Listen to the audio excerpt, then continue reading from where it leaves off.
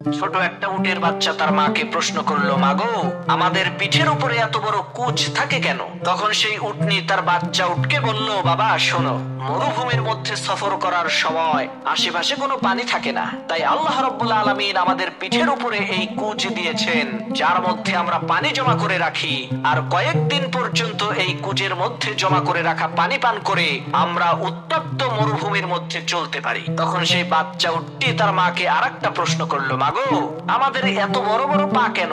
তখন সেই মা উটনিটি বলল, বাবা, আমাদেরকে মরুভূমির মধ্যে অনেক দূরে দূরে সফর করতে হয়, তাই আল্লাহ রাব্বুল আলামিন আমাদেরকে বড় বড় পা দিয়েছেন, যাতে আমরা খুব দ্রুতই রাস্তা অতিক্রম করতে পারি। তখন বাচ্চা উটটি বলল, মা, বুঝতে পেরেছি, এখন বলো আমাদের চোখের সামনে এত বড় বড় পাপড়ি কেন?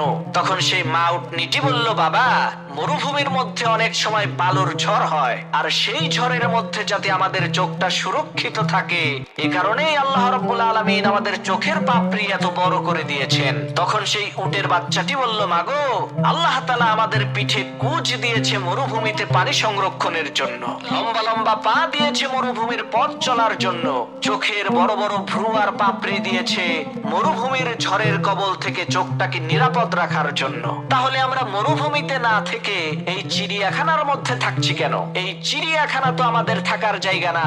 প্রিয় ভাই আমার, আপনার মধ্যে যতই গুণ থাকুক না কেন, আপনি যদি সঠিক জায়গায় না থাকেন, তাহলে আপনি কখনোই আপনার প্রাপ্য মর্যাদা পাবেন না।